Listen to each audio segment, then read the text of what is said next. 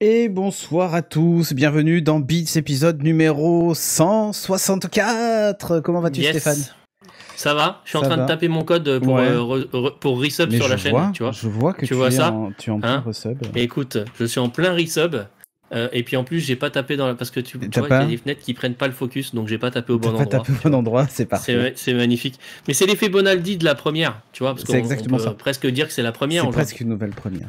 Tout à fait. C'est presque une nouvelle première. World premiere. World ça dit quelque chose, premiere. C'est ça. World premiere. C'est ça. Bon, en tout cas, bienvenue à vous pour cet épisode. Donc, formule qui est complètement revisitée puisqu'on a plein de nouvelles rubriques. Et d'ailleurs, ouais, cette semaine, on en a 4 rubriques. Puisqu'on a... Ouais, c'est ça. On a la rubrique Radar qui est notre rubrique de news. Et on va sélectionner quelques news, donc on va pas s'étaler sur les news comme avant, il y avait que des news, on va en faire un petit peu moins. Voilà, j'en profite pour dire merci pour le resub de Stéphane. Merci à toi. Je peux te le dire en direct, tu vois. Hein. On va évidemment parler, on a une rubrique bench où je compare 2 petits produits rigolos qui peuvent servir si vous streamez et pas que. Vous allez voir, c'est pas mal. Une rubrique app où j'ai testé une app pour vous découvrir un petit peu l'univers et les sciences. Pourquoi pas avec vos enfants, mais même moi j'ai adoré le faire tout seul.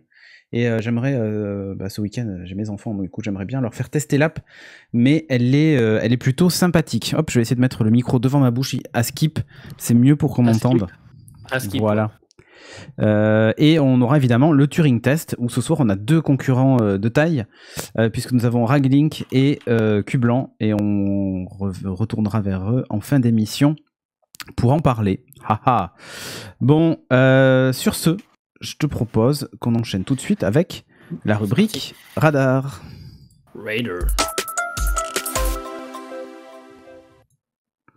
Bon, Radar, qu'est-ce que c'est? C'est notre rubrique news, comme je disais, ce qui est sorti sur nos radars, ce qui a popé sur nos radars. Quelques news qu'on a retenues, des choses plus ou moins importantes, il y a un petit peu de tout, mais voilà. Bench, comparaison de ceinture de chasteté connectée, non, c'est Kizaï, ça sera pour une autre fois peut-être, mais pas pour celle-là. Voilà. On a hésité. Honnêtement, ouais, on a beaucoup hésité, hein. En vrai, on a beaucoup hésité. Bah ouais. Je me serais bien inscrit, mais ce serait malhonnête, dit Pierre Ségalen, ouais, pour le Turing Test, mais parce que c'est lui qui a fait les questions cette semaine, donc du coup, voilà. Bon, t'aurais été capable de répondre faux. Non, je déconne. Pas sûr. Allez, la première news, on va parler de Face ID plus masque plus Apple Watch égale OK.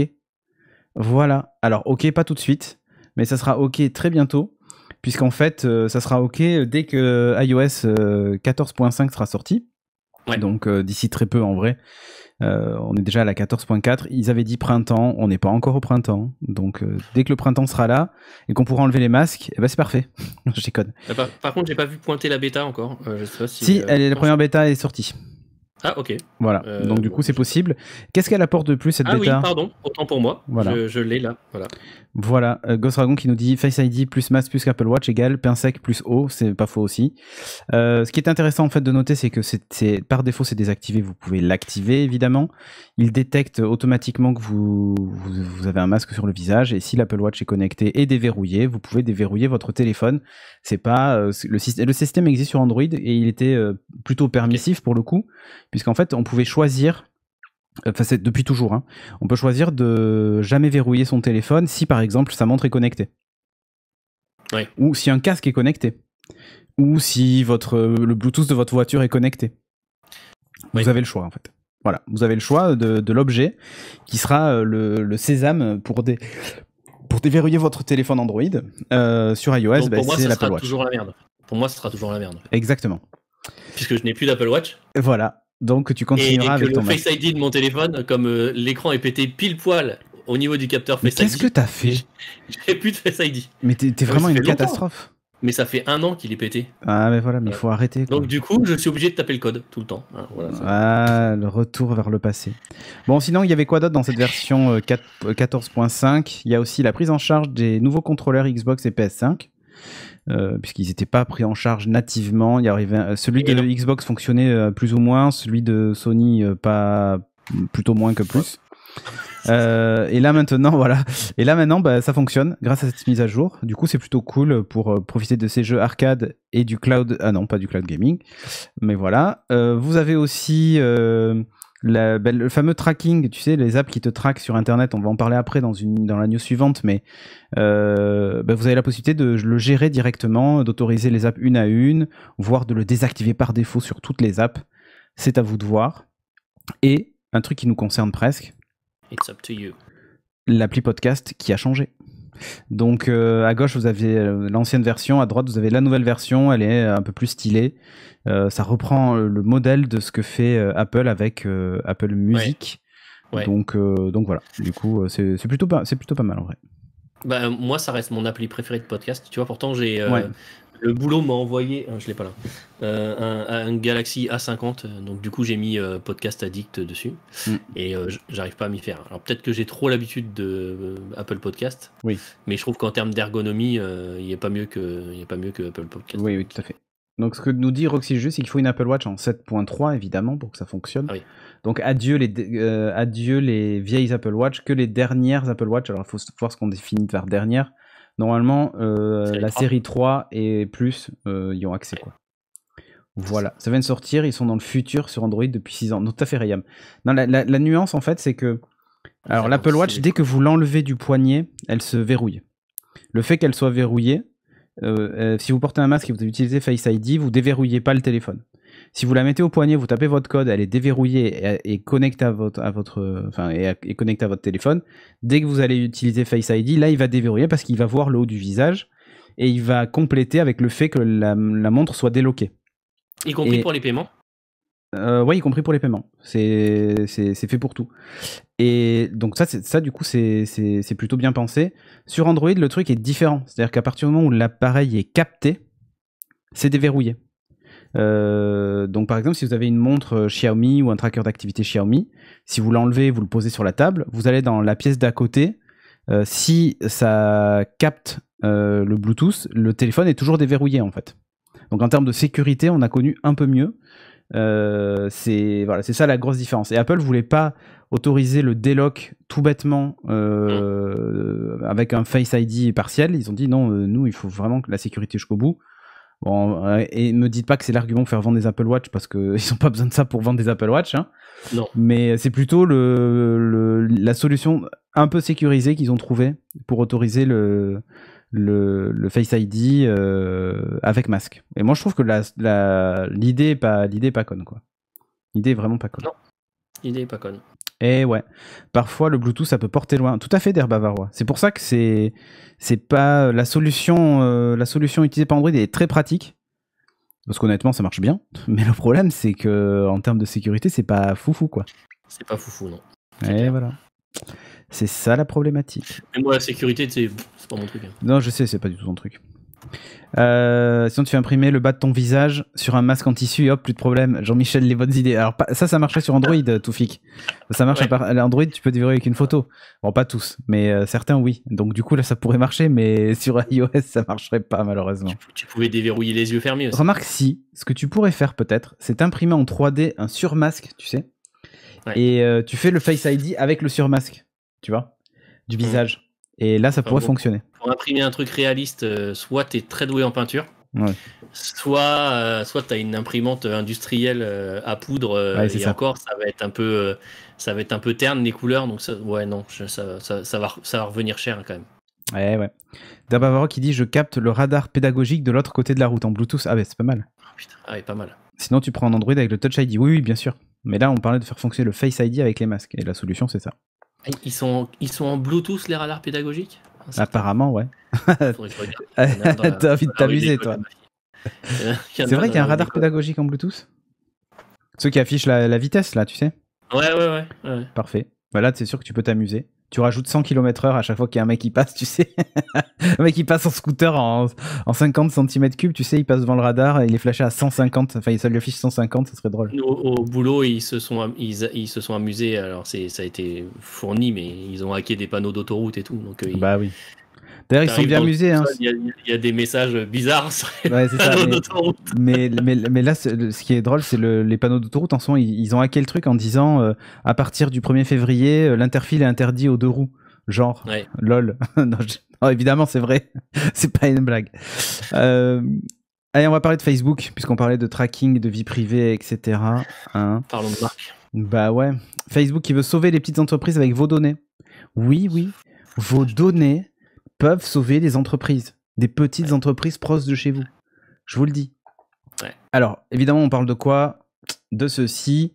Facebook va être mis à jour avec une fenêtre qui explique, avant que l'application demande la permission de vous traquer, qui est un peu pédagogique. C'est-à-dire que, en gros, elle t'explique, obtenez des... Alors, c'est quoi l'intérêt de... Autoriser Facebook, en gros, à utiliser votre activité sur l'app et les sites internet, tiers, évidemment, hein, c'est pas que leur app, et c'est évidemment tous les autres sites internet, qui du coup, nous explique que, grâce à ça, vous avez de la pub encore plus personnalisée, c'est hyper important. Bon, ça, en vrai, why not, hein. Mais surtout, que ça aide tous les business qui fonctionnent grâce à la pub pour atteindre leurs consommateurs. Et ça, c'est très important. Tous les petits business autour de chez vous, vous savez, le petit resto qui fait de la pub sur Facebook en vous ciblant et tout ça, c'est très très important en fait, qu'ils puissent faire de la publicité. Ou que Cambridge Analytica puisse... Pardon. Alors du coup, vous pouvez donner les accès, et donc là, vous avez un truc, c'est autorisé ou pas autorisé, et ça fait apparaître la pop-up qui vous dit... j'autorise ou j'autorise pas, hein. Parce qu'évidemment Facebook va vous traquer en fait à travers toutes les apps et les sites web qui utilisent justement des technos Facebook pour ça, d'autres compagnies. C'est-à-dire que c'est pas que sur l'app Facebook que vous êtes traqué. Facebook sait ce que vous faites sur les autres apps. Par exemple sur je sais pas moi l'app dont je vais parler tout à l'heure dans le test, où il sait que par exemple je vais aller voir, j'ai une app de To Do Microsoft. J'utilise Lydia par exemple, j'ai une appli de recettes de cuisine, j'utilise tel truc, et il regarde ce que je fais exactement dans l'appli de recettes de cuisine, et ensuite il va me proposer pourquoi pas des restos qui proposent, je sais pas, s'il voit que j'utilise que de la cuisine végé, proposer ce genre de truc quoi. Enfin, voilà. C'est ça. Parfois je me demande si on surestime pas la pub personnalisée. Quand je vais sur Facebook, j'ai jamais vu une pub pertinente, dit Sekizaï. Non, en fait c'est pas vraiment ça. Ça, c'est parce que tu as des enlarge your penis et tu oui, c'est ça, et tu veux pas l'avouer. Si. Ouais. Non, en vrai, la vraie problématique de ce truc-là, c'est plutôt la pub personnalisée. En fait, c'est pas ça. Ça, c'est pas dramatique. C'est plutôt le fait que les publicitaires sachent tout de vous, exactement quelle pub vous utilisez, enfin voilà, quelle app vous utilisez, toutes vos données en fait. Quand vous regardez la liste des données exploitées, c'est monstrueux, même les achats que vous faites, ils savent quels achats vous avez fait sur Amazon ou autre quoi en fait. Ouais, mais c'est pour sauver les petites entreprises. Mais c'est ça sauve les petites entreprises. Je pense que c'est vraiment ça le truc. Donc, les pubs ciblées, hein, voilà. Donc, des enjeux de taille. Si Facebook exploite en fait un tel argument, hein, l'enjeu crucial pour eux, c'est leur modèle économique. Hein. Selon Axios, il y a quand même eu des premières estimations qui laissent à penser que seuls 10 à 30% des utilisateurs autoriseraient la collecte des données. Même si Facebook précise qu'il ne récoltera pas plus de données qu'il ne le fait aujourd'hui. En gros, mais vous inquiétez pas, on va pas récolter plus qu'avant, hein. C'est pas parce qu'il y a le message qu'on va en faire plus qu'avant, mais déjà ce que vous récoltez c'est énorme quoi. Donc voilà. Ouais. Petit sondage qui a expliqué tout ça. Allez, maintenant c'est bien aller à l'encontre de ce que fait Apple. Exactement. Pour éviter le tracking et compagnie. Exactement. Dans les nouvelles versions d'iOS. Allez, tu vas nous parler du Mac Mini M1 as a service. Ah ouais. Ça. Alors Mac Mini M1 as a service. Alors j'ai découvert ça totalement par hasard, hein. Puisque j'ai un compte chez Scaleway, parce que j'ai un serveur que je loue là-bas. Et aujourd'hui, je reçois un mail pour me dire « Regarde Stéphane, nouveau service disponible ». Mais Scaleway, c'était des D-Box. Ouais, c'était des D-Box, et ça appartient à Iliad, mais alors maintenant, c'est plus orienté cloud, etc. Ouais, tout à fait. Et donc, on a du Apple Silicon M1 as a service. Voilà. Donc vous pouvez, alors du coup c'est pas de la VM, hein, c'est des M1 qu'ils ont stacké, mis dans des baies, etc. Et donc vous pouvez en louer un. Alors ça coûte assez cher parce que c'est 10 centimes de l'heure. Alors comme ça paraît pas, mais 10 centimes de l'heure, grosso modo, ça vous fait un 70 € par mois. Mais je trouve que pour des usages ponctuels, moi par exemple, je développe beaucoup moins sur Mac, mais de temps en temps j'en ai besoin, etc. Je me l'allume 2-3 heures, je fais mon truc, tu vois, et ça peut dépanner sans avoir forcément à acheter un Mac. J'ai trouvé ça super. Au début, je me suis dit putain, les mecs ils sont forts, ils nous vendent du temps de calcul M1 parce que ça calcule tellement vite que c'est top. Et en fait non, là c'est vraiment pour l'instant. Donc en fait vous montez, vous commandez le M1 et ensuite vous avez accès au bureau avec Big Sur à distance, etc., etc. Du coup, je pense que demain je vais m'en commander un pour voir comment ça marche. Et puis si ça vous intéresse dans la chatroom, je vous ferai un petit retour d'expérience. Voilà, je vais m'en prendre un quelques heures, je vais voir si ça vaut le coup et si ça tourne. C'est un Shadow quoi, mais M1. Ouais, voilà, exactement. Et ça n'existait pas en Mac, en fait. Et moi, je m'étais toujours dit, ouais, c'est vrai que tu vois, l'iMac, machin et tout. Bon, j'ai toujours pas la fibre, donc je vais toujours pas faire mes montages sur Final Cut en utilisant un M1 à distance, ce qui aurait pu être bien. Mais voilà, pour des usages assez ponctuels, je trouve que c'est plutôt cool. Donc, voilà, 10 centimes de l'heure. Ouais, 10 centimes de l'heure. Alors, Apple autorise ça. Oui, Apple autorise ça, Nico. Puis ce qu'ils autorisent pas, c'est la virtualisation de Big Sur ou de iOS. Et en fait, alors, vous avez une petite vidéo sur YouTube, on peut leur mettre le lien dans la chatroom, qui montre un peu le service. Hop, je vous mets le lien. Parce que j'ai le droit, je suis modo. Bah ouais. et voilà, et ça vous montre, enfin, ils ont fait une petite vidéo cool qui montre les mecs qui déballent les cartons, etc. Donc non, c'est des... Voilà, donc du coup, si vous en voulez un, allez voir et faites-le assez vite, parce que je pense qu'ils vont être assez limités en stock. Il y en avait encore tout à l'heure. Ça se trouve, je vous dis, je vais le faire demain. Si je le fais demain, ça marchera déjà plus, quoi. C'est ça. Donc, ouais, comme Shadow, sauf que tu peux pas jouer exactement, mais que ça fonctionne. C'est aussi ça la différence avec Shadow. Non, je déconne. Mais moi, j'ai tellement eu de problèmes avec Shadow que. C'est pas le même usage. Hein. C'est pas le même usage. Bon, comment je l'appelle ce Mac Mini? Dites-moi. Ah, tu es en train de le commander là? Test Bits. Bon, allez, tu peux l'appeler Bit. Pour l'Apple, remarque, pour l'instant, il s'appelle Apple Silicon Silly Rotten Gun. Silly Rotten Gun, c'est un peu chelou quoi. Ouais, c'est Apple Silicon Silly Bits, je vais l'appeler. Allez, hop, voilà.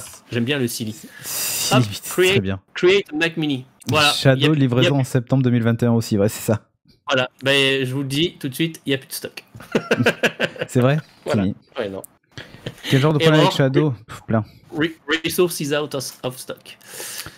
Plein Wasted System, j'ai eu plein de problèmes avec Shadow, du genre machine inaccessible, l'OS planté aussi, c'est-à-dire qu'il fonctionnait très bien, je me déconnecte, j'y retourne une semaine plus tard et l'OS était planté, il a fallu erase le disque, ils l'ont fait, et ensuite j'arrivais plus à me connecter au Shadow en fait. Ils m'ont fait faire des tests de ligne, ADSL, fibre et tout, alors que j'avais aucun souci quoi. J'avais aucun souci de ligne fibre, enfin vous voyez bien tous les jours je stream et tout, enfin j'ai pas de souci quoi. Et bon bref, et ça marchait très très bien, sauf qu'en fait vraiment le client Shadow n'arrivait pas à se connecter dessus. Non, Scalen, c'était pas que au début. Je me souviens d'ailleurs avoir fait un stream musique d'attente de Shadow et je crois que j'étais ici. Donc c'était il y a 2 ans. Donc c'est pas non plus au début. Le début c'était il y a 3-4 ans. Donc voilà. Ouais, après, il y en a qui n'ont pas de problème, il y en a qui ont plein de problèmes. Je sais pas. Ouais. Moi, bref. De toute façon, j'ai pas la connexion, donc ça s'est pas posé. Non, mais moi c'est surtout que j'ai payé pendant des mois et des mois sans avoir accès au service et quand j'ai résilié, ils étaient pas contents parce que je faisais partie des tout premiers des Early Bird. Mais à un moment donné, voilà, et ils m'ont jamais remboursé non plus, donc ça m'a saoulé. Vraiment, ça m'a saoulé. On va parler d'autre chose. Ah bah ouais, tiens. Là maintenant, c'est 2 news du futur, ok? Attention, accrochez-vous. On va parler du Xiaomi Mi Air Charge. Ça rigole plus. C'est quoi le Mi Air Charge? Alors, les recharges sans fil, d'ailleurs, là, mon téléphone est en train de charger sans fil, vous ne voyez pas, mais il est posé sur mon bureau nonchalamment sur un chargeur Ikea incrusté au bureau. Et il est en train de charger. Mais je parle pas de cette recharge sans fil là, celle où en gros il faut quand même se poser sur un truc et puis il y a quand même un fil qui va jusqu'à la base pour le charger, vous voyez. Là je vous parle de la recharge sans fil, vraiment sans fil. C'est-à-dire que vous rentrez dans une pièce et le téléphone charge. Et il est dans votre poche. J'espère pas trop des testicules, si vous voyez ce que je veux dire. Non, je plaisante. Ah, tu fais ta mise à jour.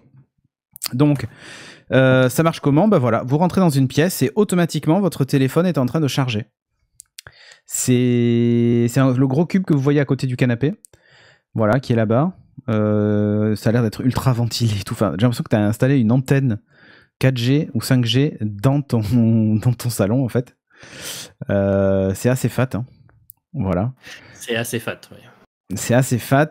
C'est une poubelle, non, c'est plus gros qu'une poubelle. Là. On est plutôt au niveau d'un meuble. Hein. Faut dire ce qu'il y a, ou alors c'est une grosse poubelle, 80 litres. Voilà. Un petit cube, quoi. Ouais. Alors, et ta main est automatiquement en train de cuire. Oui, c'est à peu près ça, Crix. Au début, il a dit et ta maman. Alors, j'ai pas compris, mais en fait, c'était sa main. Il parlait de sa main. Donc, Xiaomi a dévoilé ce truc-là. Qu'est-ce qu'il y a? Là, je viens de voir le et ta maman est ok, très bien. Ta maman est automatiquement très bien. Non, en vrai, le truc est assez impressionnant, hein, puisque ils promettent quand même 5 watts de charge, ce qui est en gros la recharge Qi sans fil lente classique, quoi. Et c'est déjà pas mal, hein, en vrai. Donc c'est plutôt cool. Bah, 5 watts de charge sans contact, sans aucun contact, quoi. C'est ça. C'est-à-dire qu'il suffit que tu sois chez toi et en fait ça charge. Oui. Pour le moment, évidemment, c'est pas dévoilé, il n'y a pas de prix, il n'y a rien, etc. Ils ont expliqué un peu comment ça marchait. Il y a 5 antennes intégrées. Ouais. 44 antennes. Non, ouais, c'est ça. En fait, il y a 5 antennes intégrées qui transmettent directement au smartphone les ondes millimétriques, très haute fréquence, entre 30 et 300 GHz, grâce aux 144 antennes. Donc il y a 5 antennes intégrées et 144 antennes, je comprends pas cette phrase, mais bon, pourquoi pas. Au lieu de transmettre des données par ces ondes millimétriques, le smartphone convertit en énergie grâce à une antenne balise. Sur le smartphone, il y a 14 antennes quand même, qui convertissent le signal millimétrique et qui le transmettent en fait au circuit de chargement. C'est ouf en fait. Le truc est dingue. Ils n'ont pas de date de commercialisation et tout ça. Ils disent pas aussi si ça pose des problèmes avec le Wi-Fi et la 5G, parce que ondes millimétriques, voilà. Il y a quand même un vrai intérêt à cette techno. C'est pas tellement de recharger son téléphone avec 5 watts et tout ça, mais ça va être plutôt d'alimenter tout un tas d'appareils électriques sans fil. Imaginez des lampes de bureau, des enceintes sans fil, des serrures connectées, enfin tout ce qui est domotique pourrait fonctionner avec ni pile ni rien du tout en fait. L'horloge qui est chez toi dans ton bureau, tu vois, enfin peu importe. Surtout tout ce qui est peu consommateur en fait. Du coup, ça peut, c'est top quoi. Oui, en plus tout ce qui est interrupteur domotique et tout, tu vois, où t'as déjà les techno N-Ocean, etc. Mais du coup, t'as même plus besoin. Enfin, ça, je trouve ça pas mal. Pour ces usages-là, je trouve ça pas mal. Le téléphone, avant que ça le charge vraiment. Ouais. En vrai, ça fonctionnerait parce que dès que tu rentres chez toi, le truc se met en charge. Le lendemain matin, il est chargé. Alors, sauf les téléphones où quand ils sont en charge, tu sais, t'as le gros truc qui s'affiche et tu peux plus en sortir. Oui. mais évidemment. Moi, le seul truc que je me demande, ouais. Et je pense que certains de nos amis vont se poser la question, c'est est-ce que tu crois que du coup ils peuvent pas nous contrôler nos ondes cérébrales avec ça? Non, t'oublies ça tout de suite. Mais parce qu'on parle de 5G et tout aussi, tu vois. Ouais, bien sûr. Non, pas du tout. Mais en vrai, en vrai, il y a quelques usages, tu vois, sur des appareils comme ça qui peuvent être chez toi et tout. Est-ce qu'une pile au final c'est pas plus écolo d'ici qu'ils aillent? En fait, le seul truc c'est il faut voir les pertes de ce truc là. En fait, c'est ce que j'allais te dire, faut voir le rendement parce que c'est comme le Qi au début, le rendement était pas terrible et vraiment tu consommais plus d'énergie que tu ne rechargeais ton téléphone. Oui. La perte était considérable. Si ça a assez peu de pertes, c'est un super système parce que ça veut dire que du coup c'est un chargeur pour les recharger tous quoi, tu vois. Oui. C'est-à-dire qu'il y a 6 téléphones dans la maison, les 6 se rechargent avec le truc, donc il faut voir jusqu'où ça pourra aller. Mais ça peut être un vrai gap technologique. Je sais pas, on avait vu une démo, je sais plus si tu te rappelles, il y a quelques années. C'était il y a longtemps, oui. Le mec était derrière un rideau et il alimentait une ampoule, je crois. Oui, il y avait même une télévision aussi qui était alimentée sans fil à travers un mur. Il y avait une plaque en fait de l'autre côté du mur et tu avais une télévision de l'autre côté et sans fil, sans rien, et elle était alimentée quoi. Les démos CES existent déjà depuis des années, on nous le montre en fait depuis un petit moment. Là la différence c'est cette histoire de beamforming qui va diriger l'onde vers l'objet en question qui demande la recharge et qui du coup se met à charger grâce à ce truc là. C'est un peu le même principe que le Wi-Fi 6 en fait. Ouais, mais en vrai, si la techno était safe, parce que j'ai mis quand même des réserves sur ça, mais imaginons que ce soit safe, et imaginons qu'en plus, il n'y ait pas trop de pertes, voire peu de pertes. Je sais pas, ils ont peut-être inventé un truc incroyable, hein, ils ont repoussé les limites de la physique. Quand tu rentres chez toi et que ton Apple Watch se charge toute seule, que ton téléphone se charge tout seul, ton ordi, ta tablette, peu importe, c'est quand même hyper pratique, quoi. Mais imagine dans un aéroport, dans un lieu public, dans une entreprise, effectivement, tu rentres dans une pièce et hop, ça se transforme. Ça se charge.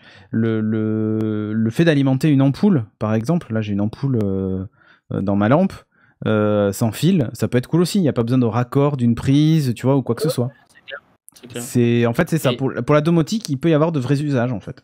Je te demandais si ça pouvait recharger un pacemaker. En l'état, non, parce qu'il faut qu'il y ait les antennes sur le pacemaker. Mais si demain ils sortent un pacemaker compatible avec les antennes, bah ouais. Pour l'instant, c'est par induction les derniers pacemakers. Les premiers se rechargeaient pas du tout. Tu étais obligé de le changer. Et maintenant, ça se recharge. Mais après, tu vois, avec tous les trackers tu sais, les trackers qu'on veut nous vendre là pour pas perdre tes objets, tes machins, tes trucs, tu vois, qui nécessitent aujourd'hui des piles boutons pour fonctionner.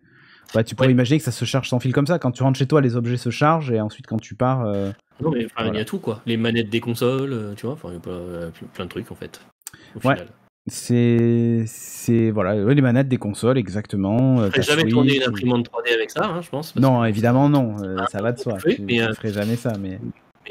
Mais non, mais pour tout ce qui est petite batterie, tu vois, même une enceinte Bluetooth. Exactement. Ta télécommande de télé. Ouais, une petite caméra de surveillance ou tu vois, peu importe. Là, les télécommandes de télé, effectivement, tu changes plus jamais. En fait, ce qui pourrait être bien, c'est que les objets deviennent suffisamment intelligents pour dire, bah tiens, j'arrive à 30% de batterie. Et hop, je demande la recharge, tu vois. Ouais. Bon, en vrai, Samsung a réglé ce problème. Hein. En fait. Ouais, Samsung a réglé le problème des télécommandes, hein, puisqu'il y a des panneaux solaires maintenant derrière. Voilà. C'est vachement bien en plus. Ce truc est vraiment une très bonne idée. Tu sais ce que ça m'a rappelé la calculatrice solaire que j'avais quand j'avais 7 ans, 8 ans. Quoi. Évidemment. Évidemment. Merci pour le sub, Prozine. Merci à toi. Oh, Prozine. Bon, on va terminer avec une news moins technique, mais quand même, il y a quand même de la technique dedans, mais moins technologique, on va dire. On va parler des Nike Go Fly Ease. C'est la news. Bertrand est parmi nous. Grand collectionneur de basket s'il en est. Hein. Il a celle de Retour vers le futur et tout. Enfin, il est au taquet. Hein. Ouais. Non, mais c'est vrai. Mario aussi. Ouais, mais il les a toutes. C'est un gros collectionneur de basket. Eh bien, voici que Nike nous a sorti une basket incroyable. La voici, la voilà. Elle a une particularité, c'est que si tu le vois au milieu, hein, c'est qu'en fait elle se plie. Alors elle a un look un peu spécial. Elle se plie. Et en gros quand elle se plie, ça donne ça. C'est-à-dire que tu vois ton talon va se placer sur la languette orange en haut. Alors c'est un autre coloris. Hein. Mais ça fait mal hein, quand t'as le pied dedans. Là tu vois, mais là tu regardes, là tu vois, elle est repliée. Justement, elle est dépliée. Enfin non, elle est. Ouais, elle est pliée plutôt. Donc tu glisses ton pied dedans et en fait tu appuies avec ton talon et elle repasse dans cette position-là ou dans celle-là. Comme ça, c'est la même couleur. Le menton à l'arrière, c'est pourquoi ? C'est pour les enlever. Vous mettez votre pied sur le talon, vous levez et ça la lève un peu comme sur la version là qui est à gauche. Et votre pied en fait est entre guillemets éjecté de la chaussure et vous pouvez l'enlever. Ce sont des chaussures contactless. L'idée, c'est qu'on ne les touche jamais. Vous les posez par terre et vous ne les touchez pas normalement. Ouais, c'est comme les fixations de ski, exactement Prozine. Ça fonctionne un peu sur le même principe. C'est même plutôt ça. C'est la sangle qui maintient le tout. Moi, dit Draxas. Ouais, c'est vraiment ça. Spécial Covid, je sais pas, mais le modèle noir passe. En vrai, c'est pas mal. En noir, le modèle noir passe beaucoup mieux que l'autre modèle. Le modèle blanc, passera mieux auprès de la gente féminine. Le modèle blanc, je pense que Neymar l'aimerait bien, tu vois. Ça fait un peu, enfin de dessus en tout cas. Voilà. Mais il est pas là, j'en profite. Mais c'est pas mal. En fait, ça permet de, sans te baisser, sans rien, de chausser tes chaussures assez facilement. Ils essaient d'innover en fait sur ce truc-là, mais voilà. Qu'est-ce qu'il y a ? Nico dit c'est pour les gros bides comme moi. Eh ouais. J'avoue que quand on voit plus nos pieds, c'est pratique. Ouais. Donc là, en fait, $120 la paire. C'est pas si cher. C'est pas si cher. Par contre, elles seront pas disponibles pour tout le monde tout de suite. Il y en aura qu'un premier jet de fabriqué pour quelques personnes, des Nike members, donc voilà. Hein. Des influenceurs. Des influenceurs. Et elles seront disponibles par contre pour Monsieur Tout le Monde, c'est-à-dire nous, un peu plus tard dans l'année 2021. Mais elles sont en vrai pas mal. Ah, apparemment, SpaceX, atterrissage a été raté. Bah, ça arrive. C'est des chaussures de vieux, mais pour jeunes. Ouais, c'est un peu ça. Taille unique, du coup, non, il y a une pointure et tout, évidemment. Pas de taille unique. Évidemment. Mais moi, je trouve l'idée pas idiote, en tout cas, de ce truc-là, quoi. À 600 €, non. Ils ont annoncé $120 de prix, donc en fin d'année, ils vendront pas là. 100 €, quoi. Eh ouais. Cédric, t'es pas un influenceur? Non, moi je suis pas un influenceur. Donc ils disent quand même qu'elles sont faites pour usage de tous les jours, mais aussi pour faire du sport. Bon, faut voir comment ça tient. Faire du sport, j'ai un peu peur, mais en même temps, rarement tu t'appuies sur le talon quand tu fais du sport. Donc normalement, elle devrait pas, tu vois, s'ouvrir. Si tu fais de l'équitation et que tu tapes sur les... Ouais, je suis pas certain que ça fonctionne comme ça. Pas trop certain. Bon, je te propose qu'on enchaîne avec la suite, puisque l'heure tourne et on est censé faire 1 heure et qu'on a fait à peine la première rubrique. Donc je te propose qu'on passe tout de suite à la rubrique Bench où j'ai testé pour vous un truc absolument incroyable.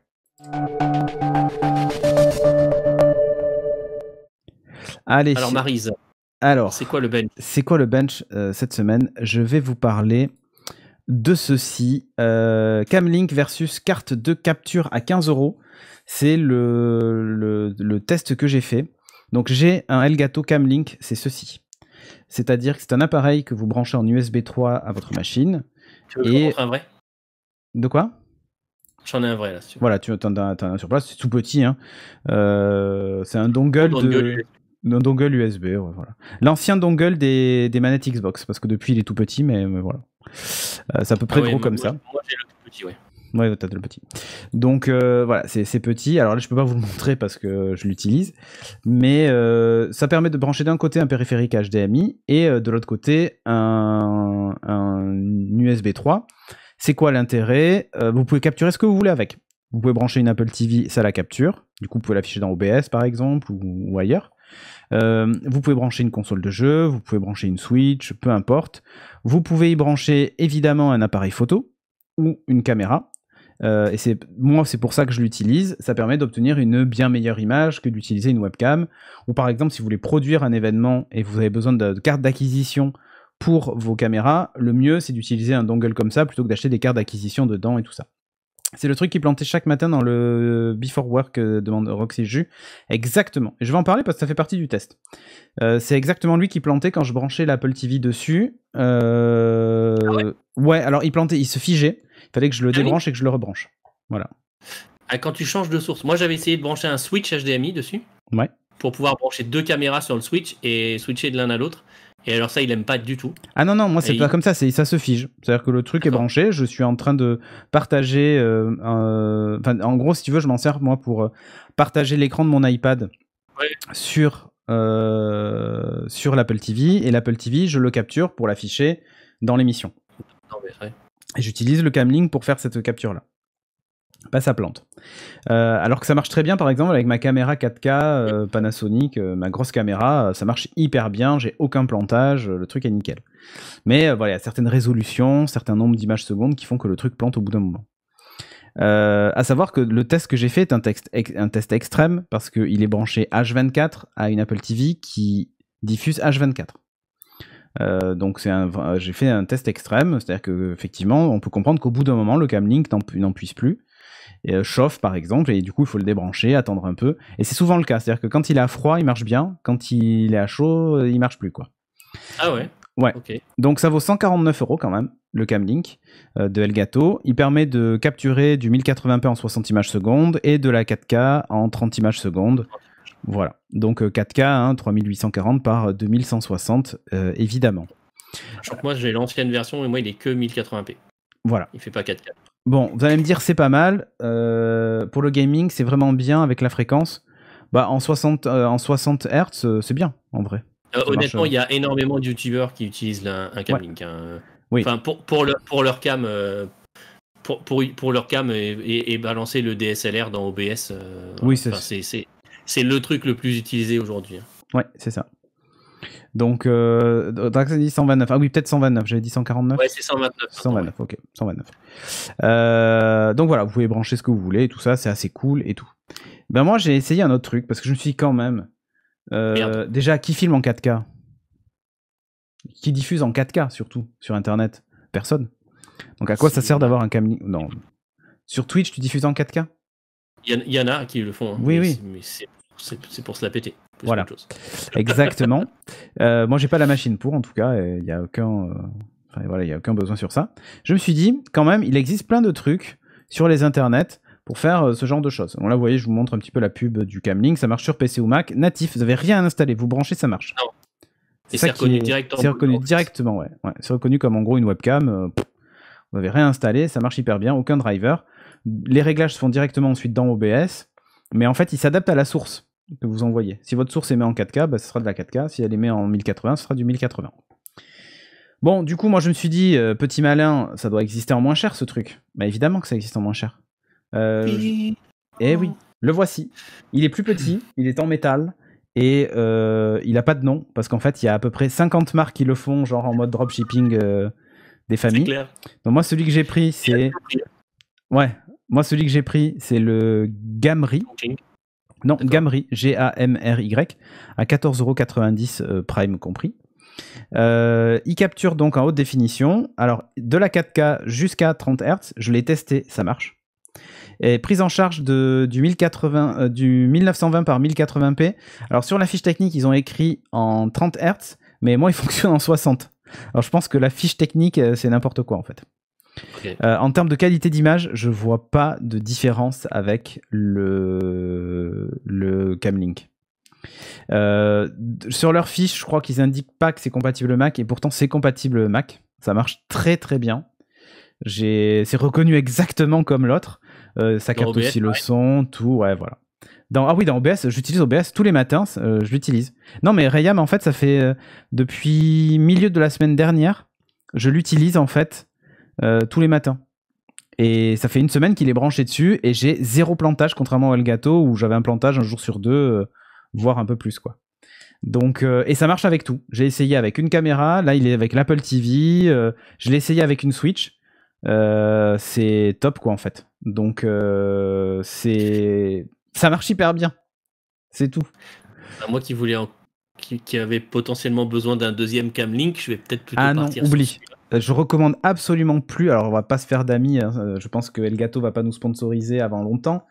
Mais très honnêtement, pour la différence de tarif, sauf si vous avez vraiment besoin de je sais pas de quoi d'ailleurs. Parce qu'en fait, il y a aucun intérêt. Vous avez aussi de la 4K, vous avez tout ce qu'il faut, peut-être un support long terme ou je ne sais quoi, mais dans les faits, ça marche hyper bien. Il y a quand même plein de fautes sur la fiche technique de ces dongles USB. Il vous explique que ça marche en USB 2. Bon, en fait, autant vous dire, c'est pas de l'USB 2, c'est de l'USB 3 qu'il faut. Hein. Ah, bah forcément, oui. Mais ça marche hyper bien. Donc, Draxas qui dit, je confirme. Tu l'as essayé, Draxas, c'est ça? Tu en as un et tu vas peut-être en prendre un deuxième. Est-ce que c'est la puce à l'intérieur? C'est la MS2109? Je ne sais pas. Je suis incapable de te dire ça parce que c'est pas indiqué, en fait, sur l'emballage ou sur quoi que ce soit. Donc, et je l'ai pas démonté. C'est-à-dire qu'on n'a pas été jusqu'au bout du bench, on n'a pas tout pété non plus. Mais voilà. Oui, je sais, tu en avais fait la pub Draxas et c'est pour ça qu'en fait, je l'avais gardé ton lien en me disant le jour où j'ai besoin d'une carte d'acquisition supplémentaire, bah, je réutiliserai et d'ailleurs je t'en remercie parce que c'est toi qui m'as fait découvrir ça. Ils n'ont pas tous ces retours-là, quoi. T'en as où les mecs ils disent je suis à 3 FPS. Oui. Voilà, donc si tu peux m'envoyer la référence. Hein, oui, si tu veux, je peux. Le lien Amazon de celui que tu as acheté. Si parce vous que, voulez. En fait, idéalement, je voudrais m'acheter un Blackmagic ATEM Mini pour pouvoir gérer 3 à 4 cams pendant les streams. Mais ça coûte quand même son petit 300 balles. Ah oui, donc pour l'instant, je peux pas. Et donc là, si je peux déjà gérer 2 cams plus le téléphone pendant les lives, c'est bien. Voilà, je t'ai partagé le lien dans le chat, tu as dû le voir apparaître. In the chat room. 13,99€ donc. En stock. Ouais, voilà, il a baissé de prix. Et il est livraison gratuite avec Prime, c'est livré assez vite, il est en stock. Quand moi je l'avais commandé, j'avais commandé je pense l'un des derniers. Du coup là ils ont restocké. Mais c'est exactement celui-ci. Il me dit, vous avez déjà acheté cet article le 17 janvier. Merci. Ça marche hyper bien. Et alors, qu'est-ce que ça peut faire? La police? Prenez-en plusieurs au prix que ça coûte, même si ça claque, c'est pas la mort. Ouais, on va peut-être pas surconsommer non plus, mais en vrai, ça coûte. Enfin, si vous avez besoin demain de monter un studio vidéo, vous avez quelques caméras ou des appareils photo, c'est ce qu'il faut en fait. Honnêtement, vous prenez pas la tête. Même tu branches dessus une GoPro, peu importe. Enfin, et l'acquisition se fait. Pour tout te dire, même nous, on l'utilise aussi. Les étudiants branchent leur ordinateur en HDMI directement dessus. Et tu sais, il y a un autre ordi qui s'occupe de la diffusion, qui a tout le setup et tout, mais au lieu de partager leur écran, enfin pour partager leur écran, ils le font localement avec un câble HDMI branché à ça et ça marche très bien quoi en fait. Donc voilà. Bah oui, ils le font et ça marche hyper bien. Tu l'as laissé aussi H24, pas de surchauffe, 0 surchauffe Draxas. 0, il est froid comme tout. Voilà. Et j'ai l'Apple TV qui envoie sans arrêt en fait. Enfin, elle se met un moment en veille, mais dans les faits, pas de souci quoi. Attention, le DSLR, vérifiez que ça ne coupe pas toutes les 30 minutes. Encore un problème de taxes et de loi, dit Toufik. Bon, écoute, moi, avec la caméra, en tout cas, j'avais pas de souci avec ça. Donc voilà. Toutes les 30. Honnêtement, je vous le recommande très chaudement. Ces petites cartes à 15 € là, la Gamry, Gamry. Je vous la recommande très très chaudement parce que ça marche très très bien quoi. Voilà, j'ai aucun problème avec ça. De quoi? Je clique sur ajouter au panier. Ouais. Et ça ne me l'ajoute pas au panier. Je pense que tout le monde est en train de la commander, il y en a plus en stock, c'est foutu. Non mais ça ne l'ajoute pas au panier en fait. Ah non. Donc, en vrai c'est cool hein, parce que vous pouvez capturer plein de trucs. Ah, le mien chauffe un peu, j'avoue. Pas froid du tout. Ah ouais, moi il est vraiment froid quoi. Plus qu'à acheter des appareils photo pour le studio dit Nico Opu. Mais ça va, les brio elles sont bien. Mais c'est vraiment top ce principe-là. Et je vous dis, moi au début quand je l'ai reçu, je l'ai testé en jouant avec la Switch dessus. Je l'ai branché sur le slot et tout. Et ça marchait hyper bien quoi. Voilà. Allez, on enchaîne. Je vais vous parler moi maintenant de l'application que j'ai testée pour vous.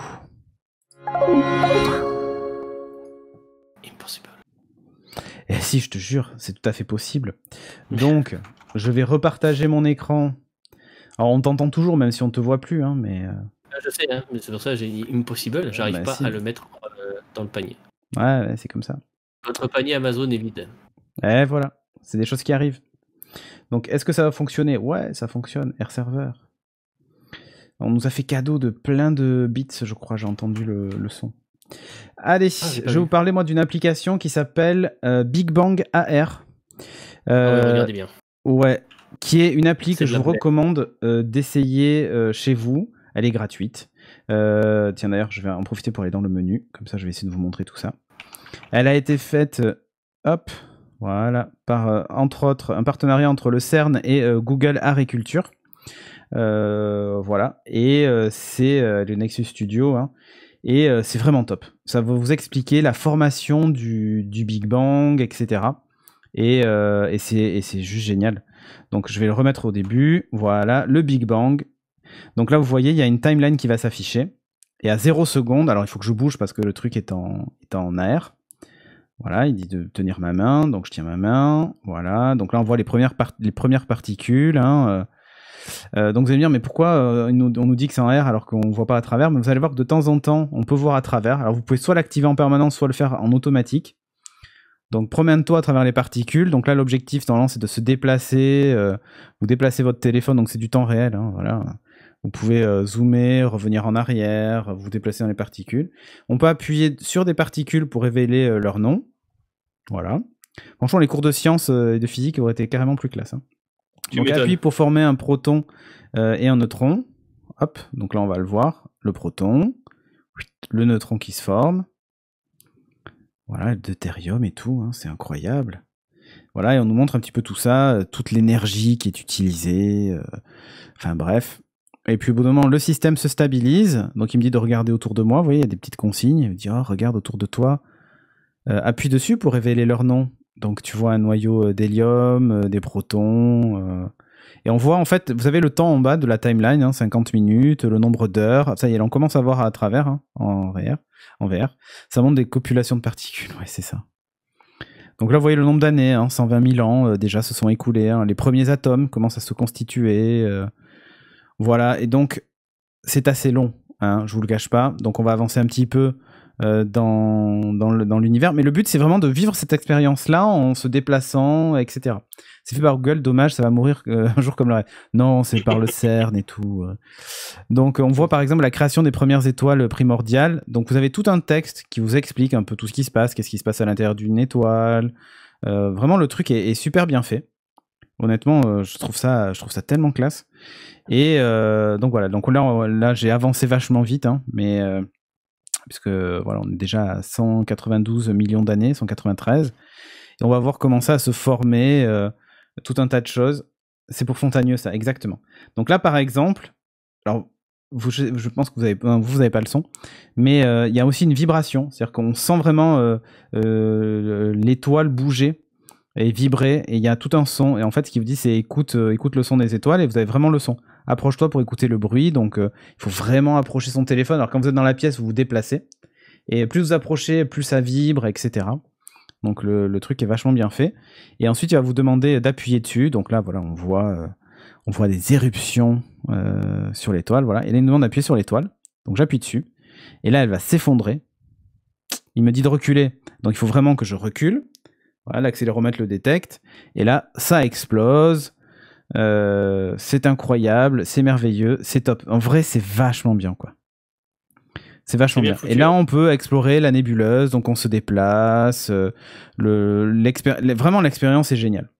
Et donc, ça va très très loin. Je vais pas tout vous spoiler, mais vous avez la formation du système solaire, évidemment. Vous pouvez faire un selfie cosmique. Donc, je vous explique pas la fin de l'histoire, mais après, il y a un truc assez fun à faire à la fin. Donc, c'est la 6e étape. Puisqu'il y a 6 étapes pour suivre ce truc-là. C'est de toute beauté. En vrai, c'est hyper poétique, je trouve. C'est vraiment génial. Ça doit rendre mieux sur un iPad. Ouais, c'est possible. C'est possible. Ah, t'as pas essayé voilà. Tu peux mettre la voix en français. Tu peux changer la langue, oui, en français. Dans les options, ici, tu as langue. Et tu choisis anglais, français, allemand, italien. Non, je ne l'ai pas testé sur iPad. Je l'ai testé, moi, que sur iOS pour le moment. Mais voilà. On dirait un concert de Jean-Michel Jarre. C'est presque ça.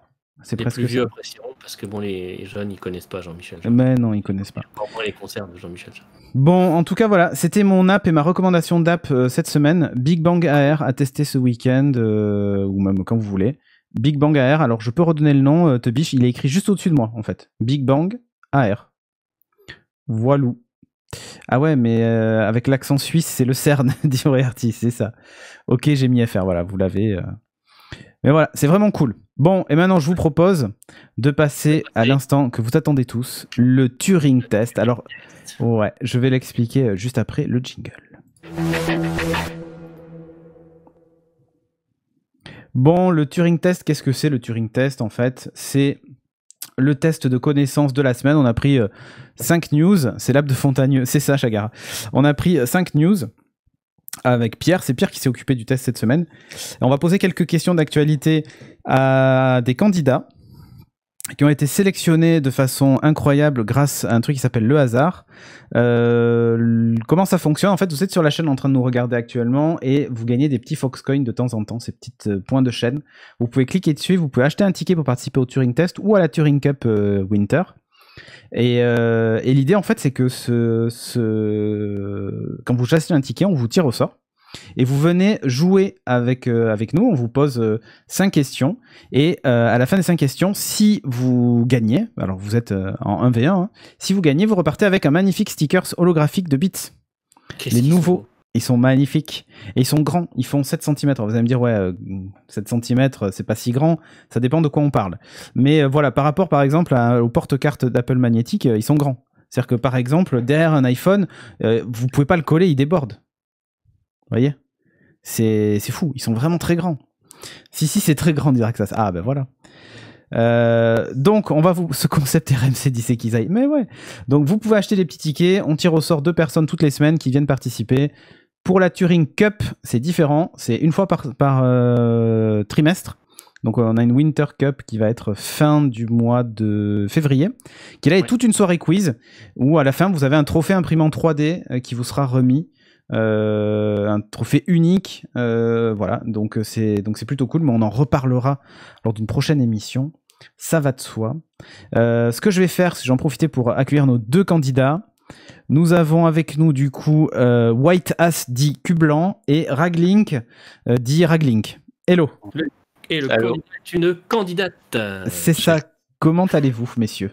Très bien, et vous? Pas trop stressé? Si, j'ai le trac. C'est vrai? Ouais. Surtout que là, il n'y a pas de coup de fil à un ami. Hein. Puis il y a du niveau. Il y a du niveau. Hein. Pierre, il est. Pierre, il est. Avec le dos de la main morte, tu vois. Il va pas avec le dos de la main morte, ça c'est clair. Très clairement, il va pas avec le dos de la main morte. Bon, je vous propose de commencer tout de suite. Alors, pour rappel, hein, chaque candidat doit donner la première lettre de son pseudo. Alors, White Ass, comme W, c'est un peu long. En vrai, il s'appelle Cublanc, donc il dira Q. Et Raglink lui dira R. Et évidemment, grâce à Maître Stéphane, ultra rapide avec la 4G, on saura lequel des deux aura dit sa lettre en premier. La qualité d'image en 4G par rapport à ma ligne ADSL. C'est ça. Question numéro 1. Accrochez-vous à votre slip. Quel est le nom du plan d'investissement technologique national de 1,8 milliard d'euros présenté le 21 janvier par Emmanuel Macron? Ah là, il faut trouver. Hein. Allez, le nom du plan d'investissement technologique national. Alors, Google, hein, qui est le plus rapide sur Google? Ah non, on n'a pas le droit, si. Normalement, non. Voilà. Normalement, non, mais je suis pas chez vous pour vérifier. Alors, R, ouais, vas-y. Ah, vas-y. Je vais tester. Vas-y. Le. Il cherche encore. Ping. Non. Pour les premières lettres de plan investissement technologique national. Non, c'est pas ça. C'est pas ça. Je vais tester. Ah, j'ai gagné. Non. Que tu réponds faux, tu marques juste pas de points. Et toi, est-ce que tu as quelque chose, Cublanc? Si t'as pas de proposition, tu peux me dire j'ai pas. Hein. Non, j'ai pas. T'as pas. Bon. Ben, la réponse était le plan quantique. Et oui. Voilà, c'était ça. Ouais. Non, en vrai, c'était pas simple, mais vous voyez, on prend des news tech de manière globale. Il y a du niveau. Le Turing Test, c'est pas un truc, vous voyez. Quand même pas que. Enfin, on s'est toujours dit que c'était l'émission des barbus. Hein. Ouais. Barbus, les gars. Évidemment. Donc, bon, du coup, évidemment, la chatroom, vous pouvez tricher, mais ça va de soi. Je vous rassure, pour la Turing Cup, comme il y a un trophée à gagner, il y aura une petite app pour répondre aux questions. Ça se fera pas comme ça, quoi. Bon, sur ce, cool. Question numéro 2. Quel est le nom de l'application au cœur de l'affaire Reddit versus Wall Street qui a vu l'action GameStop monter en flèche? L'application? Ouais, il y a une app qui a été utilisée en fait. R? Oui. Wall Street Boys? Non. les Wall Street Boys, ça fait un peu boys band, mais non. Non, mais c'était sur Reddit, c'était pas ça, c'était pas non, les Wall Street Boys. Alors, il y a le R, c'était Wall Street Bets, mais ils ont utilisé en fait une application. Q. Oui. Robinhood. C'est exactement ça. C'est l'application de trading. Merci Scalen d'avoir soufflé dans le chat. Je l'avais même pas vu. Ok, un point pour toi, bien chouette. Cublanc. C'est noté. C'est l'appli de trading Robinhood. On en a parlé dans le dernier rendez-vous tech. J'en profite pour faire de la pub à Patrick. Des bisous à lui. Voilà. Oui, c'est une app qui a été... Ouais, c'était moi. Ouais, Wall Street Bets, Pierre Segalen, c'était le nom du Reddit. Alors, du groupe Reddit. Question numéro 3. Attention. Quel est le nom de l'objet qui a traversé notre système solaire en octobre 2017 qu'un professeur d'Harvard a récemment désigné comme étant d'origine alien? Eh ouais les gars, c'est la première. On commence par les questions simples. C'est une question Fontagneux. Quel est le nom de l'objet qui a traversé notre système solaire? Non. En octobre 2017, qu'un professeur d'Harvard a récemment désigné comme étant d'origine alien. Ouais. C'est un objet qui avait une forme spéciale. Elle est tendue, celle-là. Ouais, elle est tendue. Je vous aide quand même. Ouais, elle avait une forme spéciale. Je pensais que les questions, c'était quelle est la couleur de l'iPhone blanc de Cédric. Ouais, bien sûr. Le cigare de l'espace. L'espèce de suppôt géant, tout à fait. Q. Oui. Ouais, Q blanc. Oumuamua. Merci Google. Hein. Donc c'était ça. Oumuamua. Qu'est-ce que ça veut dire en hawaïen? Cigare. Bon, en tout cas, bravo. Bon, les mecs, je vends des stickers, c'est des trophées faits main. Vous en faites personne n'aura l'original. Ouais, ok. On verra. En tout cas, voilà. Et question numéro 4. Bon, bah 2 points pour Q blanc, 0 pour. Quel jeu vidéo a récemment fait l'objet d'un tweet flatteur d'Elon Musk, faisant ainsi décoller l'action de son éditeur? Il y a un jeu vidéo récemment, là, ça date même de, je crois, de vendredi ou de ce week-end. Il a tweeté dessus, il a parlé de ce jeu, et c'est pas Cyberpunk. Et l'action s'est envolée. J'ai hésité à le dire pour le troll. Moi aussi. Alors, qu'est-ce que c'est? Star Citizen, c'est ça. Kerbal, non. Kerbal Space Program. Non, Bitcoin, c'est pas un jeu. Est-ce que c'est pas R? Ouais. Est-ce que c'est pas Forza? Non. Q. Une Tesla dedans. Vas-y, Q. GameStonk. Non. GameStonk. Non. Il y a un jeu dont il a parlé. Franchement, on vous a enduit d'erreurs. Bah ouais. C'est moi en plus qui vous a enduit d'erreurs. Voilà. R? Oui. Cyberpunk? Ouais, c'était Cyberpunk 2077. J'avais hésité en plus. J'ai voulu le dire dès le début. Bah ouais, c'était Cyberpunk 2077, puisque effectivement, il a tweeté dessus. Et l'action s'est envolée. On peut jouer dans la Tesla. Donc elle est repartie à son niveau avant le bad buzz. Quoi. Puis je le savais. C'est presque ça. Oui, il en a parlé au sujet évidemment de la Tesla, mais aussi en parlant du jeu lui-même, en disant que il était un peu buggé, mais qu'en gros il s'amusait bien avec quoi. Je te dis, je reçois ma 3070. Du coup, ça fait 2-1. Ok. Allez, question numéro 5. Suite au WhatsApp Gate, combien en millions de nouveaux utilisateurs l'application Telegram a-t-elle enregistré en 72 heures? De nouveaux utilisateurs. Ouais. 30 millions. Alors vas-y. Et maintenant, Q, donne-nous un truc et le plus proche sera.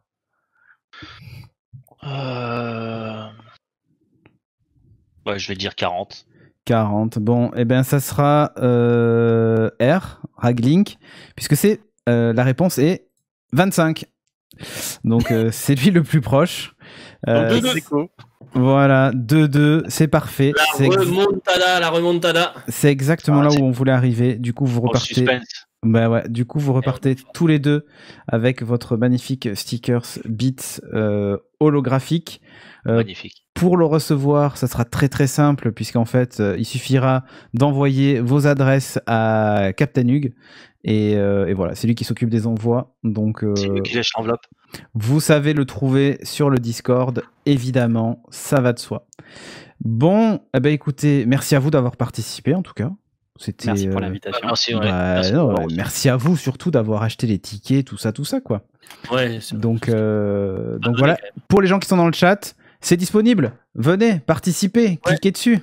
Vous cliquez sur les petits Foxcoin en bas à gauche. Là. Voilà, et vous prenez des tickets. Alors ils sont à 512 pour le Turing Test, puisqu'il y aura un Turing Test dès la semaine prochaine. Dès la semaine prochaine. Donc, et la Turing Cup qui sera normalement le 24 par là. Enfin, peut-être pas le 24, ça sera... Pas le 24, non, ça sera sans doute pendant un week-end ou quelque chose comme ça. Et peut-être qu'on fera la coupe des ultra champions un jour. C'est sûr. En 2048, quoi. Ouais, c'est ça. En 2048, on prendra tous les champions qui ont gagné la super finale du mois de décembre, et puis voilà.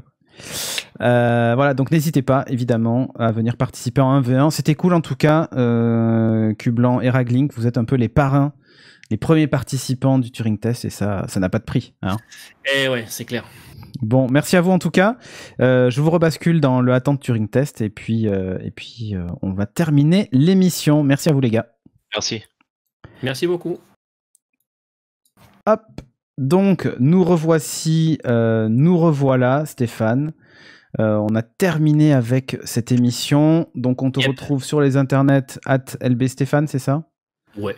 Sur Twitter, ta chaîne Révolution 3D. Ouais, voilà. Et ouais. Donc, Studio Renegade, je sais pas si vous connaissez. Exactement, sur Beats. Et puis, merci au chat d'avoir participé. Carrément. C'était cool pour cette première. Ça vous plaît, cette nouvelle formule? Ouais, c'est ça. C'est ça. C'est pas parfait. Il y a encore la peinture est pas fraîche partout, tout ça. On se rôde, mais évidemment, on fera ça mieux les fois suivantes. En tout cas, c'était cool pour ce retour. Encore une fois, n'hésitez pas à nous soutenir sur Tipeee, sur Twitch, en devenant sub, etc. Yep. C'est plutôt cool. Et puis voilà. Donc, c'était sympa. Merci Stéphane. Et merci à toi. On se retrouve. Et merci à toute l'équipe Beats qui a participé à l'élaboration de ce nouveau. Bah oui. On a bataillé. Donc merci à vous, et je vois quand j'entends encore tomber des beats et tout, donc c'est cool. Ça restera le mardi? Non, ça revient le mercredi. Là, c'était exceptionnel puisque je n'étais pas disponible demain soir. Donc on voulait quand même pas l'annuler, on voulait réussir à la faire, donc on s'est débrouillé pour la faire le mardi. Voilou. Donc merci encore à vous et à très vite. Ciao, ciao. Ciao.